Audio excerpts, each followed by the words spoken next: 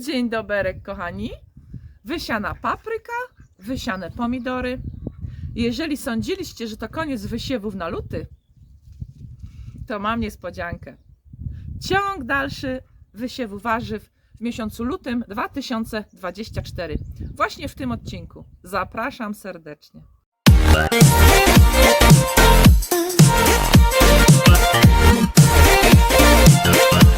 Kochani, papryki wysiane, pomidorki właśnie wysiałam. Już są odłożone na tacach. I kolejny rzut wysiewów. I z czym ja będę startować w następnej kolejności? Mianowicie ja sobie sieję o tym czasie, czyli luty, takie chłodnolubne, zimnolubne warzywa, które raczej przymrozki nie powinny zepsuć, ale też takie, które nie potrzebują mega dogrzewania. Nawet jakbym później już w dalszym procesie wzrostu wsadziła je, powiedzmy, do tunelu na przetrzymanie tych zimnych początków wiosny, to raczej nie powinno się im nic stać, nie powinny paść. I pokażę Wam teraz, które warzywa wybrałam i które praktycznie co roku sadzę właśnie mniej więcej o takiej porze roku, czyli po paprykach, po pomidorkach. Startuję właśnie z tymi warzywami. Dzisiaj o nich. Na pewno wysieję już kapustę pekińską. Ona lubi chłód, ona fajnie rośnie i praktycznie co roku mi się udaje, więc na pewno kapusta pekińska. W dalszej kolejności pójdę może już z kapustnymi. Brukselka, kilka sztuk. Nie ma w naszym domu fanów tego, więc zaledwie kilka sztuk, ewentualnie do mrożenia jako dodatek do zupy. Następnie, jakbym miała iść kapustnymi, to będą to standardy, czyli takie twarde, okrągłe główki. Tutaj na przykład odmiana późna, często do kwaszenia. Szukam nazwy, bo to repka zerwana z zeszłego roku już używana. To jest ta właśnie słynna kamienna głowa. Ona jest super, ja sobie nieraz zakiszam takie kapusty, więc ona do takich przetworów jest mega. Na gołąbki też, ale już teraz wyczaiłam, wiecie, bardziej miększe liściaste kapusty, które stosuję do gołąbków, natomiast raczej ta kamienna głowa i to okrągłe, twarde, raczej do przetwarzania, do kiszenia, do kwaszenia. Bardzo podobna do kamiennej głowy jest też ta kapusta. Piszę na niej średnio późna do kwaszenia i bezpośredniego spożycia, a to jest ta Brunswick, jakkolwiek to czyta się.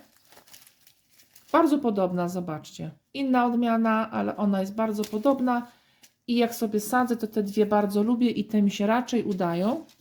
I z takich, co już sadziłam i też mogę polecić, to jest Greyhound, to jest taka stożkowa, tu jest ucięte, poczekajcie chwilę.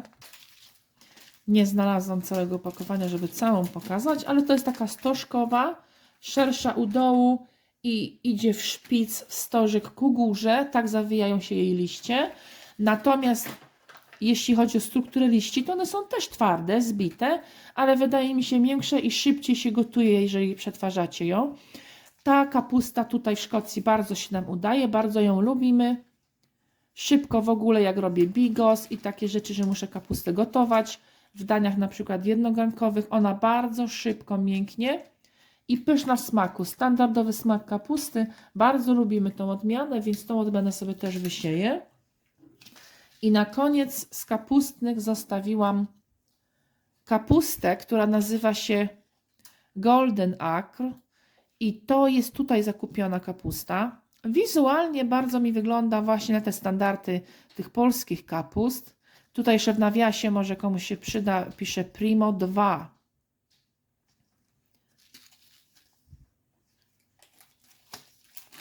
Dawno kupione nasiona. Około 400 nasionek mam w tym opakowaniu. I to będzie w sumie taki trzeci rodzaj właśnie okrągłej, twardej kapusty. Zobaczymy. Tutaj stąd nasionka może będzie hardkorowa taka pod względem pogody. Może nic jej nie ruszy, więc wypróbujemy. Bo wizualnie wygląda mi mega podobna do tych polskich kapust. Przejdźmy dalej. Kalafior i brokuł To są kolejne warzywa, które wysiewam sobie w lutym. Brokuł mam polska odmiana, Cezar. W zeszłym roku również go miałam. Bardzo się udał, więc startuję z nim też w tym roku. Jeśli chodzi o kalafior, jest to odmiana Snowball. Bardzo go lubię, bardzo się sprawdza. Widzicie, opakowanie jest otwarte, bo ja go stosuję i za każdym razem fajnie mi się udaje. Więc brokuły i kalafiory idą też w luty do wysiewu. Przypominam tylko, nie damy się już nabrać i bez siatki nie będziemy tego hodować. Na pewno siatka, która została zakupiona w zeszłym roku i w zeszłym roku zastosowana i spełniła zadanie, pójdzie również w tym roku. Nie damy się zjeść motylom, larwom. Na pewno ochronią i będą dobre plony tych warzyw. Tutaj mam por, dokładnie Lancelot, odmiana z zeszłego roku. Widzicie opakowanie otwarte. Ja jego sobie już sieję, bo myślę, że jak wczesną roślinką, taką jak troszeczkę sobie wykiełkuję i podrośnie i w takiego flanca wczesnego sobie wsadzę, czy nawet potem, żeby przetrwał pierwsze mrozy w tunelu, to nic mu się nie powinno stać, a troszeczkę czasu zauważyłam zajmuje mu, żeby wiecie, poszedł w tą grubość i żebyśmy osiągnęli wielkość pora, o który nam chodzi. Do tej pory muszę przyznać, mam kilka sztuk pora w ziemi, a jest luty 2024, więc dość odporny jest, wystartuję sobie już z nim. Ja na pewnym etapie już rośnięcia, mając go w tych tackach w domu, ja sobie go przecinam nożyczkami. Wiem, że są różne szkoły, ale mi się to przecinanie sprawdza. On fajnie rośnie, nie kładzie się i jest dość gruby. Łodyga jest dość gruba, więc por idzie do wysiewu w tym momencie. Następnie jest seler korzeniowy. Jakoś tak seler korzeniowy idzie u nas w dużych ilościach oczywiście. Jakoś tak bardzo długo trwa cały ten proces kiełkowania i wzrostu po wysiewie, dlatego selera zawsze sadzę sobie wcześniej, bo czekam na niego i bardzo długo mu to zajmuje, żeby wyjść w ogóle z ziemi i potem tak powoli jakoś rośnie. Nie wiem, czy tylko u mnie, ale z tego powodu właśnie startuję z nim w lutym, także już sobie wysiewam na rozsadę seler korzeniowy. I co tutaj mam? Zostały mi jarmuż i szpinak. Może najpierw powiem o jarmużu. Sieję sobie dwie odmiany jarmużu. Pierwszy to jest taki karłowaty i kufrowany. Widzieliście go pewnie w zeszłym roku u mnie. To jest ta sama odmiana, wysiewam ją w tym roku również. Ale moim najnowszym odkryciem i nowymi nasionami, które przed chwilą w sumie w zeszłym roku zakupiłam, jest to odmiana jarmużu bardzo miękkich liści, takich soczystych. Tutaj na opakowaniu pisze Nero di Toscana. Pojęcia nie mam, skąd to jest i z jakiego kraju to pochodzi. Mogłabym się domyślać, że z Włoch, patrząc na nazwę i pisownię. I tutaj mi zaznaczone jest, że to są takie baby leaf, czyli on jest naprawdę miękki i kupiłam go tylko dlatego. Nie jest taki ostry, nie są te liście takie twarde, ostre, włókniaste. Ja często robię sobie soki i ja zauważyłam, kupując w sklepie kilka takich liści, że one świetne są, jeśli chodzi o smoothie, jeśli chodzi o różne soki. I jak zobaczyłam to na sklepie, na półce z nasionami, pomyślałam, ja to spróbuję, bo nawet sobie nie zdawałam sprawy, zawsze myślałam, jarmuż to jarmuż, a jednak tych odmian jest trochę. I spróbuję sobie taką odmianę. Mieliście? Polecacie?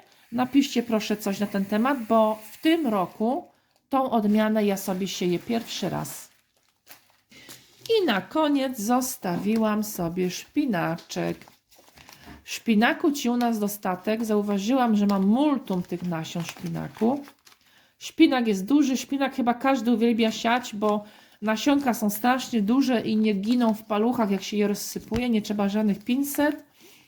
Matador jest to odmiana szpinaku, który będę sobie sadzić. Na rysunku duże liście, ja go już miałam w zeszłym roku.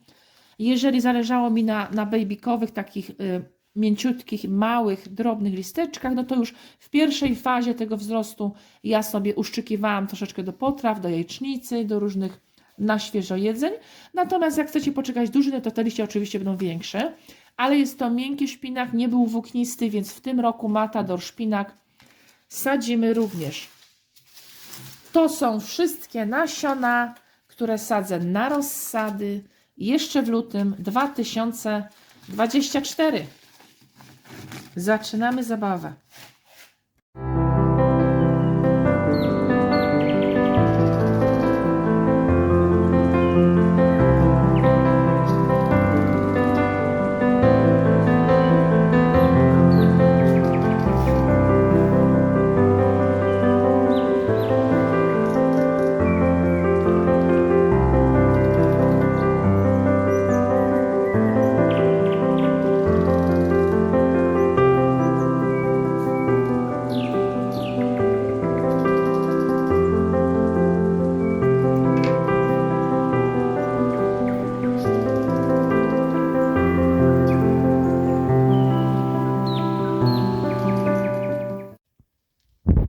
Wysiewy w lutym już zrobione. Teraz na szybko tylko pokażę Wam, ile mniej więcej mi to zajęło i gdzie trzymam tą rozsadę. Tutaj jest łącznie z pomidorami wszystko. Na jednym oknie mam taką, wiecie, półeczkę, a na drugim normalnie tace rozstawione, bo nie zmieściło mi się na tamtych półkach. Plus do tego oczywiście nie zapominajmy, że moja papryczka już pięknie rośnie. Rozsada zrobiona wcześniej i już takie piękne roślinki. Do zobaczyska, kochani. Do następnego filmu. Pa!